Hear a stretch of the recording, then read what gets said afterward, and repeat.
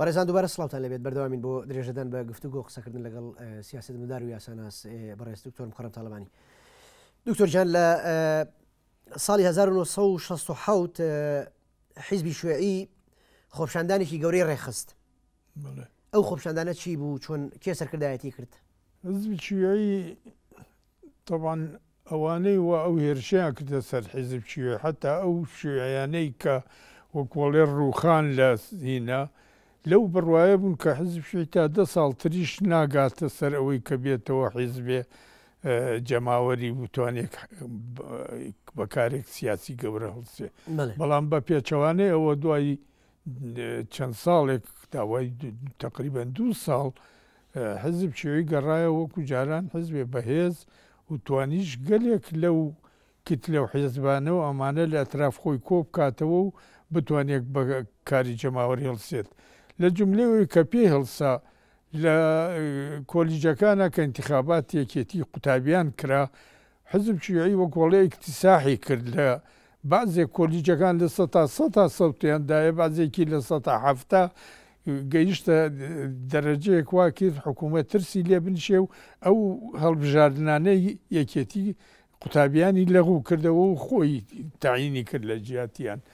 لە جملەیەوە کە بە شتێتری هەڵسایش مەسلەی وەرگردنی سندیکای پارێزدەران. حزب داوای لە من کرد کە ینی سەرپەرشتیەوە بکەم لە پێش ئەوەیە گەلێک پەیوەندیمان لەگەڵ گروپەکان و حزبەکان تری کرد کە ئەندامانیان هەیە لەو سندیکایە توانیمان لەسەر ئەساس قایمەیەک هاوبەشی لەگەڵیان نەڕێکەوین بتوانین هەڵبژاردنە ئەو سندیکایە بوو وەرگونیمەوە فعلەن توانیمان بیکەین. بە مناسبەت 67 کە بە مناسبەت تێپەڕبوون ساڵێک بەسەر شەڕی بین عەرەب و ئیسرائیل کە لە 66 بوو حزب بڕیاریدا بە خۆپیشاندانێک گەورە هەڵسێت هەدەفیش لەوە ئەوەی ئیستیغلال کرد ئەو زروفە و ئەو بیرەوەریە بەڵام بۆ ئەوی خۆی پێنجاندا کە حیزب شوێعی دووبارە بووە و حیزبێک جەماوەری بەهێز ئەبێ حیسابی بووە بکرێ وفعلەن هەمومان ئێمە ئیشتراکمان کرد خۆپیشاندانێک گەورە هەڵسا نەک تەنیا حیزب شوێعی بەشداری تیا کرد وەتەنی دیموکراتی و حرەکەی ئیشتراکی و حرەکەی ناسری و حتا ئەو باسییانەی کە معارض حزبی بەغا بوون کە سەر بە حزبی سوورێ بوون ئەوانی ئیشتراکیان تیا کرد بووە خۆپیشاندانێک گەورە. حزب بەعس لە عێراقا کە بە سەرکردایەتی ئەحمەد حەسەن بەکر بوو ئەوەیان بە حیساب وەرگرت. زۆر احتیمال هەیە ئەگەر لە وەزعێک وا ڕوویدا حکوومەت عەبدوڕەحمان عارف بڕووخێ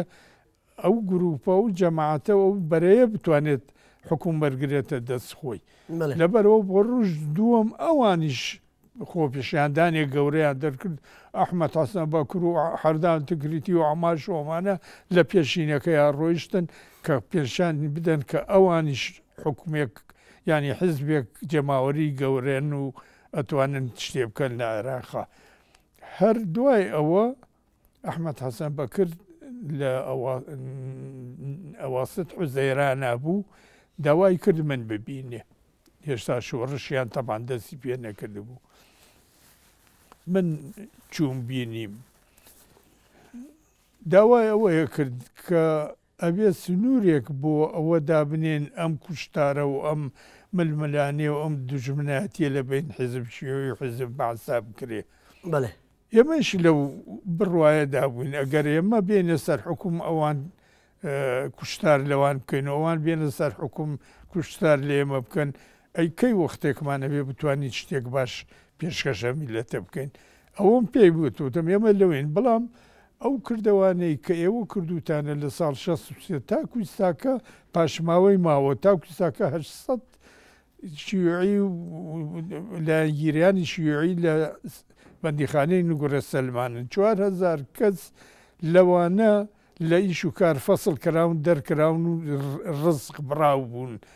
ئەمە ممکن نییە ئێستاکە ئەو داوای کرد کە لە ئەوڵ ئینقلاب و ئەوڵ حکوومەتە سیان لە شوێیەکان بێت بەشداری بکات لە حکوومەتە کە دیارشیان کردبوو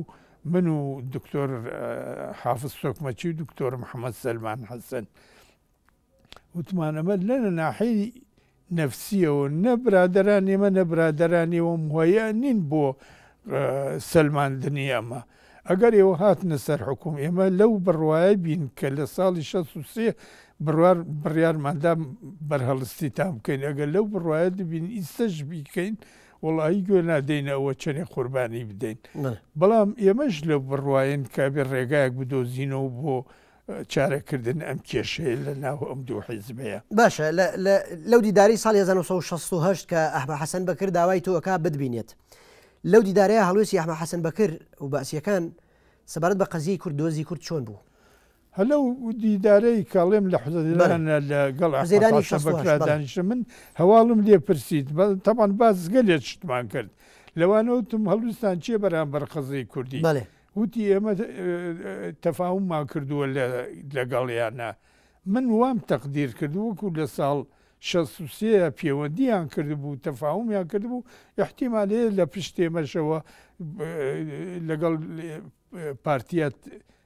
پەیوەندیان کردبێت و تەفاومیان کردبوو دەرکەوت تەفاوم هیچیان نەکردو وەختێک هاتنە سەر حکوم ڕێگایە تریان کردبوو شیعارێ تریان هەڵگرتبوو بە هین ئەوەی هاوکاری لەگەڵ هێزی پێشکەوتی خوازی کورد دژی قیادەی عەشایری ئەمە یعنی ئەوە کە تەرجمەتە کردە مەسائل سیاسی یعنی هاوکاری لەگەڵ ئەو گروپەی کە لە حیزب لە پارتی دیموکراتی کوردستان جیابوونەوە گروپی برایم ئەحمەد و جەلال تاڵەبانی دژی قیادەی بارزانی بەڵام ئێمە وامانەزانی وا هینمان کرد بۆیان گوشارمانە خستە سەریان کە کێشە لەگەڵ ئەمانە نییە کێشە لەگەڵ مەلا مستەفایە ممکنە کە حەل ببێت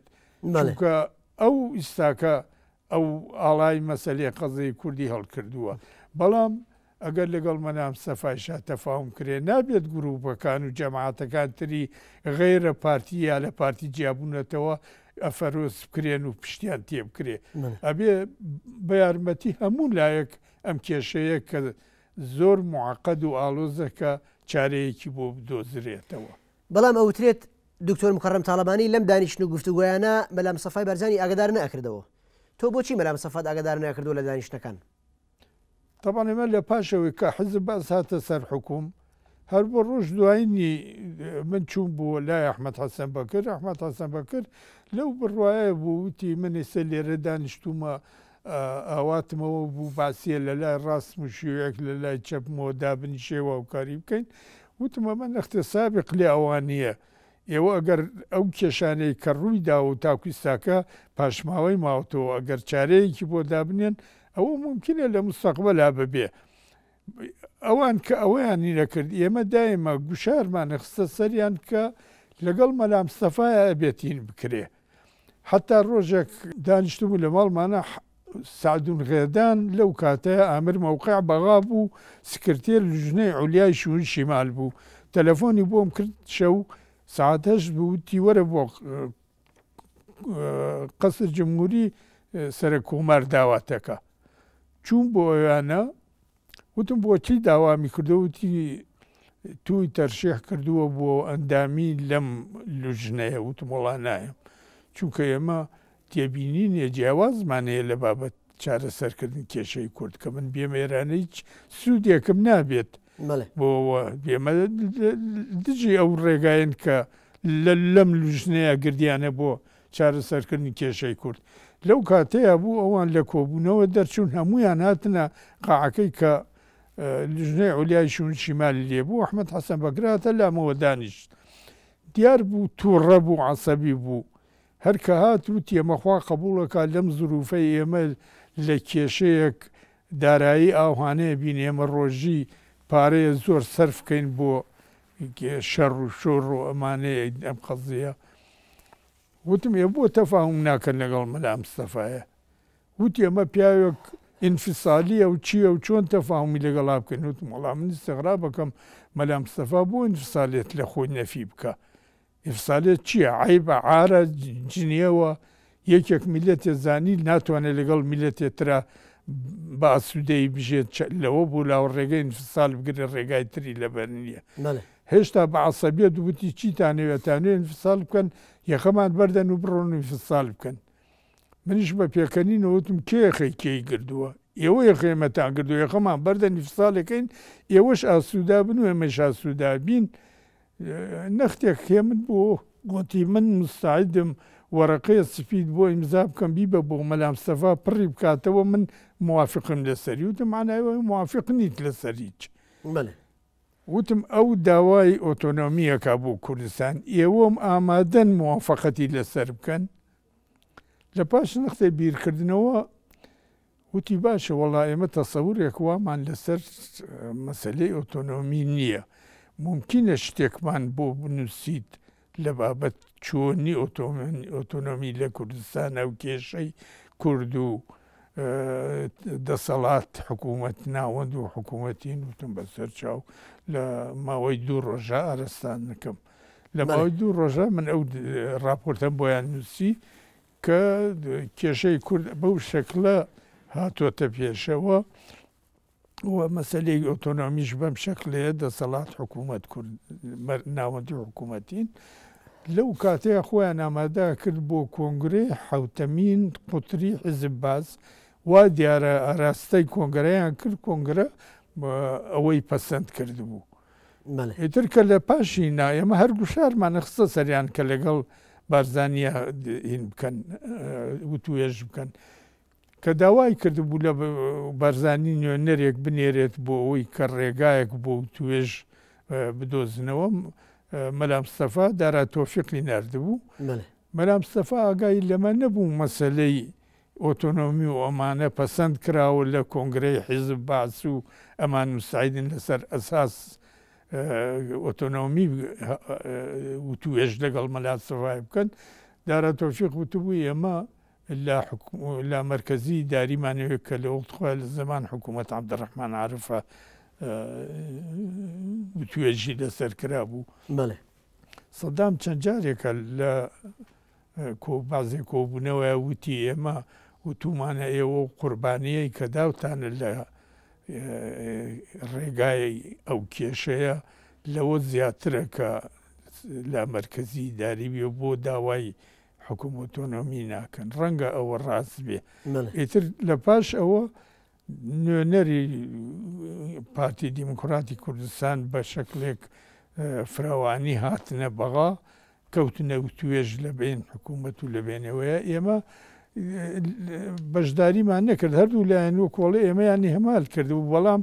دایما ئێمە لە نێوانیانە بووین ئەگەر کێشەیەک ڕووی بدایە محالۆمانە کرد کە بتوان چارەیەک بۆ کێشەیە بدۆزنەوە. باشە ئێوە ساڵ و نیوێک لە گفتوگۆ و مفاوزاتە بوون لەگەڵ حیزبی بەعسە. ئەنجامی ئەو گفتوگۆی ساڵ و نیوە چی بوو؟ وتوێژمان لەگەڵ حیزب بەعسا دوور و درێژ بوو لەسەر مەسەلەی بەرەیەک نیشتیمانی فراوان حکوومەتێک ئێتیلافی فرەحیزبی حکوومەتێک سربەخۆی دیموکراتی دابنرێت لە عێراقا لەسەر ئەوە ساسە بوون کە ئەساس ئەو بەرەی نیشتمانیە و ئەساس حکوومەتی ئێتیلافی ئەو سێ حیزبەیە کە وجودیان هەبوو حزب باس و حزب پارتی دیموکراتی کوردستان و حزب شیوعی. لەبەرەوە هەر لەو توێژە بووین لە پلەی سەرەتای ئەو توێژانە پارتی دیموکراتی کوردستانیش بەشداریانە کرد بەڵام نەوع کێشەیەک هەبوو لە نیوانیانە لە ئەسنای وتوێژە کەوتە نێوانیانەوە لە یەکێ لەو توێژانە داوایان کرد باسیەکان لە پارتی دیموکراتی کوردستان بە کولی پەیوەندی لەگەڵ ئێرانە ببڕن. طبعا ئەمە ئیحراجێ بوو بە نسبەت پارتی دیموکراتەوە لەگەڵ ئێرانەیە کە ئێشتا هیچ ئاسۆیەک چارەسەرکردن کێشەی کورد لە ئارا نییە تاکو یەکجاری پاهین بکەن بۆتە عومقێک بۆ بزوتنەوەی حرەکەی کوردی. ئێمە بە جۆرێتری تعدیلاتمان لەسەر کردوتمان لە کاتێکە حکوم زاتی لە کوردستانە دامەزرا و سەقامگیر بوو ئەبێ پارتی بە کولی علاقات لەگەڵ هینا ئێرانین کرێ باسیەکان ئەوەیان پەسەند کرد هەر لەو کۆبوونەوەیە تەبان نوێنەر پارتیەکانیشە بوو سامی عەبدوڕەحمان و نووری شاوەیس و چەند کەسانێتر لە پارتیش دانیشتە بوون نازانین ئێمە یعنی زۆر بە استغرابەوە سامی عەبدوڕەحمان وتی من ممەسیل بارزانیم ئەوە لەسەرم تەسجیلی کەن هەتاکو بێت ئێمە پەیوەندیمان لەگەڵ حکوومەتی شای ئێرانە بەهێزترەکەین ئەمە بۆ سەبەب ئەوەی کە تووڕەیی حزب باس مینەکانیان پێچایەوە وتیان ئیترێمە و توێژ ناکەین لەسەر ئەم قەزیە باشە شتێک هەیە دکتۆر ببەخشە ئەڵێ ئەو کاتێک کە مەلەم سەفای بارزانی دارە تۆفیق ئەنێرێت بۆ مفاوەزات دارە تۆفیق داوای لامەرکەزی ئیداریەکە بەڵام سەدام چەند جارێک پێیان ئەڵێ کە ئەو قوربانیانەی ئێوە یاوتانە لە شۆڕشان لە مستەوای لامەرکەزی ئیداریان نییە پێویستە داوای ئۆتۆنۆمی بکەن ئەوە چۆن بوو ئەوە ئەخرەوەی ئەوە کۆڵێم ئەو بڕیارە لە کۆنگرەی حوتەمین قوتری حزب باسا درابوو یعنی ئەو بوو وەکو بەرنامەیەک بە نسبەت حکوومەت باسەوە کە لەسەر ئەساس ئۆتۆنۆمی چارەسەر کێشەی کورد بکە لەبەرەوە ئەیزانی ئەگەر بێت و لەوە خۆی کە مەلام مستەفا لە زەمان حکوومەت عەبدوڕەحمان عارف ئەوەی سەلماند ئەوە بەجددی نەبوو بۆ کۆڵێ لە مەرحەلەیەکا بوو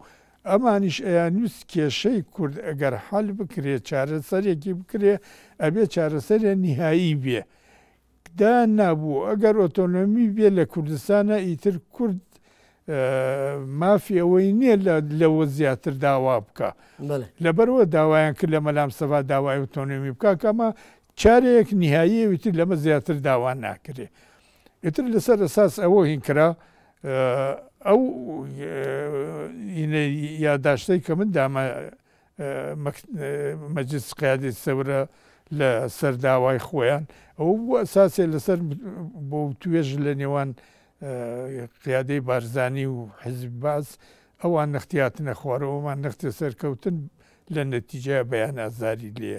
بوو بەڵام ئێمە ینی تێبینینی تایبەتمان هەبوو بەرامبەر بەیان ئازار بەڵام لەبەرەوەی لە هەردوو لاوە پەسەند کرا بوو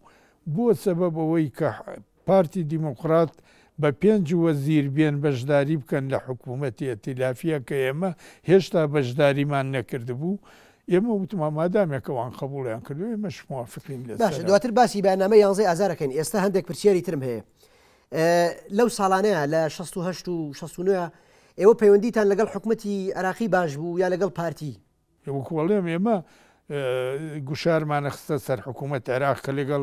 پارتیا و توێژ بکات و ئەو مەسەلەی حەل بکە لەبەرەوە ئێمە وامانەزانی مووقف ئێمە مووقف حزب شیوعی لاوازە بێت ئەگەر پارتی نەبێتە تەرەفێک لە حکوم و لە بەرەی نیشتیمانی و ئەمانە لەبەرەوە بوون پارتی لە حکوومەت و لەینە ئەمەمان بە هێزێک بەقووەتە زانی کە بتوانین ئێمە ئێواش گوشار بخەینە سەر حکوومەت باز نەک تەنها ئەمە کێشەیەک تەنها کێشەیەک بوو لە بین ئێمە و لە بین حکوومەت باسا بەڵکو مەسەلەی دیموکراتێت و ئەمانەشەیەکی کێشەیە گەورە بوو لە کاتێکە حزب باس محاولەیە کرد کە لە پاشەوەی لەگەڵ پارتیا ڕێککەوت ئێمە دوور بخاتەوە لەین بۆ ئەوەی کە دیموکراتیت نەبێتە ئەساسێک لەوەی کە پال لەسەردا بگیرێ بۆ هین داوایان کرد لە پارتیان دیوە خۆتان چۆن حکوومەکە لە منتقەی خۆتان حکوم بکەن تر حەقتان نییە بەسەر ئەو دوای عێراقەوە ئەوە داوای شتێتر بکەن لەبەرەوە مساعدە بکە لەبەرەوەی لە ڕۆژنامەی ئەسەورەی حزبی باسا مەقالێکیان نووسی ئەڵێ ئێمە لەبەرەوەی لەگەڵ پارتیا ئێمە ڕێکەوتوینە ئێمە ملتەزیم نین بەرەی نیشتیمانی لەگەڵ حزب باس حزب شیوعیە بکەین بەڵام ئەو ڕێککەوتنەی کە لەگەڵ لە بەیان ئازارە لەگەڵ پارتیا کرا ئێواش هەردوو لە پاشەکشیان لێ کرد بە دەرەجەی ئەساسی باسیەکان یعنی شوێنێکیانە دۆزیەوە کە فلان مادە تەنفیز نەکرێ ئەو مادەیە تەنفیز نەکرێ بۆ سەبە بۆ ئێواشیواش کێشە بکەوێتەوە ناویان هەرچەنێ لە حکوومەتا بەشداریان کردبوو لە عینیان کرد. باشە ئێوە لەو ڕۆژگارە بۆچی لە دەرەوەی گفتوگۆکان بوون بۆ لە دەرەوەی گفتوگۆ بوون ینی ئەو کاتێک کە ئەوترێ کە مەلا مستەفا لە گفتوگۆیە بۆ لەگەڵ حکوومەتی عراقیە تارق عەزیز وتارێکە نووسێ لە ڕۆژنامەی سەورە ئەڵێ ئێمە و کوردەکان دوو هێزی سەرەکین لە عێراقا بەڵام ئەو کاتە ئێوە حیزبی شوعی لە دەرەوەی گفتوگۆ بوون بۆچی؟ ئێمە وەکۆڵێن این تەکتیکێکی ئەکرد لە بین حزب شیعی لە بین پارتیە حکومەت ینی سەبە بۆی وان نەبوو بڵێ دوژمناتیەکی بەرامبەر حزب شیعی این بکە بەڵام کە حزب شیعی پایداگرت لەسەر مەسەلەی چونکە شیعار حزب شیعی ئەوە بوو چارەسەرکردنی کێشەی کورد و دیموکراتیت بۆ عێراق ئەوان کە گەیشتن ئەو نەتیجەیە کە چارەسەرکردنی کێشەی کورد لەسەر ئەساس ئۆتۆنۆمی بکرێ محاوەلیانە کرد مەسەلە لە دیموکراتیت بۆ عێراق دوور بخەنەوە لەو کێشەیە لەبەرەوە وایە نەزانی کە حزب شیعی ئەو لەسەر ئەوە پاداگرێ لەو ئینەیە لەو مەقالەیە کە تارق عەزیز نووسی ئەیوت ئێمە تر لەگەڵ پارتیا توانین حکوم عێراق بکەین و ئێمە ملتەزم نین کە بەرەی نیشتمانی و ئەمانە لەگەڵ حزب شیعی بکەین. بەڵێ باشە ئەوترێ لەو ڕۆژگارەیە مەلا مستەفای بارزانی بە ئێوەی وتووە لە دوژمنایەتیکردنی بەعسا ئێوە خیبرەتان لە ئێمە زیاترە بەڵام لە دۆستایەتیکردنە ئێمە خیبرەمان لە ئێوە زیاترە مەبەستی ئەم بۆچوونەی بارزانی چی بووە؟ طبعا لە ئاخرا کە دەرکەوت حکوومەت باز کە بازێ هەنگاوینا ئەمە دژی وەکوڵێ مەساڵح و دەوڵەتە گەورەکان بوو وەکو ئەمریکاوەکین لەوانە کە مەسەلەی بە مڵکردنی تامیمکردنی نەوتی عێراق کە وتوێژ لە بین حکوومەت و لە بین کۆمپانیان گەیشتە ڕێگایەک داخراوی تر لەوە بۆ لاوچارەیان نەما کە هین تەمیم نەوت بکرێ ئێمە گەلێک مەسایل دووسێ مەسیلەتر هەبوو هێشتا لە بین ئێمە و لە بین حزب بەعسا حال نەکرا بوو جگە لە مەسەلەی دیموکراتیت مەسەلەی کێتی لە بین وڵاتە عەرەبەکان و هەڵویست بەرامبەر ئیسرائیل کێشەی کورد بە سوورەتێک عام کە ینی بە شەکردێک چاکتر حەل بکرێ کە ئەوە کرا ئێمە خۆمان بمانەوێت نەمانەوێت خۆمان لە یەک خەندەقابینی لەگەڵ حیزب بەعسا بەرامبەر ئەو دەوڵەتانەی کە پشتگیری کۆمپانیای نەوتیانە کرد ئێمە هێشتا نەگەیشت بووینە نەتیجەیەک میساقێک لە بین ئێمە و حیزب بەعسا مۆر بکرێ لە ساڵ 1970 بەناچاری یەکێک لەو سەبەبەی کە ئێمەش بەشداریمان کرد لە حکومە بەشداریکردن پارتی دیموکراتی کوردستان بکە لە ساڵ هەفتاوە بە 5 وەزیر ئینیا کرد ئێمەش موافقەتمان کرد لەسەرەوەی کە بە 2 وەزیر بەشداری بکەین لە حکوومەتە لە پاشەوەی وردە هەتاک و ئەهات ئاڵۆزی و کێشە لە بین حکوومەت و لە بین مەلا مستەفا زیاترە بوو تا گەیشتە دەرەجەیەک ئەمریکایەکان ئەوە استیغلال بکەن بەڵێن بدەنە مەلا مستەفا کە یارمەتی بدەن لە دژی حکوومەت ئێمە ئەوەمان بە وەکوەڵێت مشکلێ زۆر گەورە ئەزانی لە بەغاوە نوێنەری حزب شیوعی ئێمە چوینە دیلمان بۆ لای مەلا مستەفا کاک مەسعود بارزانی و براکەیشی لەگەڵمان هەبوو چون بۆ لای شەو تا درەنگێک توێژ و مجادلە بوو لە بین ئێمە و لە بین بارزانیە ئەمانوس ئیقناعی بکەین کە ئەگەر بێت و شەڕێک هەڵگیرسێ ئێمە لەو بڕواین کە ئەمریکار ئەوەنە پشتگیری بارزانی ناکات کە بتوانێت زاڵ بێ بەسەر حکوومەتەوە ئەگەر ئامانجەکان خۆی ئەنجام بدات لەوانەیە کە پشت بکات لە مەلا مستەفا و لەین مەلا مستەفا سوور بوو لەسەرەوەی شەڕ بکە ئەیش لەسەرەوەی نییە کرد ئەیوت ئێوە لە دوژمنایەتیە لەگەڵ حزب بەعسا تەجروبەتان لەگەڵ ئێمە زیاترە چونکە بە درێژایی مێژووی مەشاکیل ئەمانە بووە لە بینتانە ئێمە لە دۆستایەتیە ئێمە تەجروبەمان لێوە زیاترە ئێمە ئەگەر ینی بۆمان دەرکەوتووە گەر دۆسایەتیان لەگەڵا بکەین ئەمانەوەکو دوو بچک پێمانەوە دەن لەو بڕواایەدا بوو. نەڵێ زۆر باشە کاتی بەرنامەکە تەواو بوو ئەڵلقەی سێمی گفتوگۆکەمان هەوڵین لە ئەڵلقەکانی ڕابردووە درێژە بە گفتوگۆکەین بەڕێزان ئەڵلقەی سێهەمی دیدارەکەمان لەگەڵ بەڕێز دکتۆر مکەڕەم کۆتایی هات تا ئەڵلقەی چوارەم و تاواکردنی تەوەرەکان بەخواتان ئەسپێرین خواتان لەگەڵ سپاس دکتۆر جان.